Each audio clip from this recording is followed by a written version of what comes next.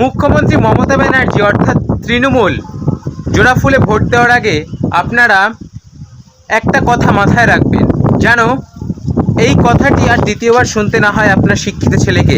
যে আমি যদি বলি ভাই যখন কিছু নেই 1000 টাকা নাও, দুটো চায়ের কেটলি কেনো, ঘর থেকে কিছু চা কিনে তৈরি করো, আর বিস্কুট নাও, বউকে দিয়ে ঘুগনি তৈরি করে আনো, দেখো প্ল্যাটফর্মে গিয়ে দাঁড়াও, বাস স্ট্যান্ডে গিয়ে দাঁড়াও, এই টাকা তোমার কত দিনে কত টাকায় দাঁড়ায়।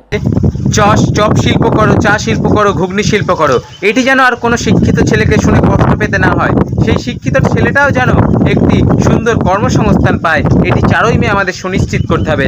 আর কোনো মেয়েকেও যেন শুনতে না হয় যে তুমি মেয়ে তাই 8টার পর বাইরে বেরোতে পারবে না, এটি যেন আর দ্বিতীয়বার কোনো মেয়েকে শুনতে না হয়, কোনো শিক্ষিত ছেলেকে যেন শুনতে না হয় যে তোমার কোনো যোগ্যতা নেই, তুমি বেকার। এটি 4ই মে আমাদের সুনিশ্চিত করতে হবে। ভোটদানের মাধ্যমে উন্নয়নের একটি দরজা উন্মুক্ত করে দিতে হবে সাধারণ জনগণের জন্য।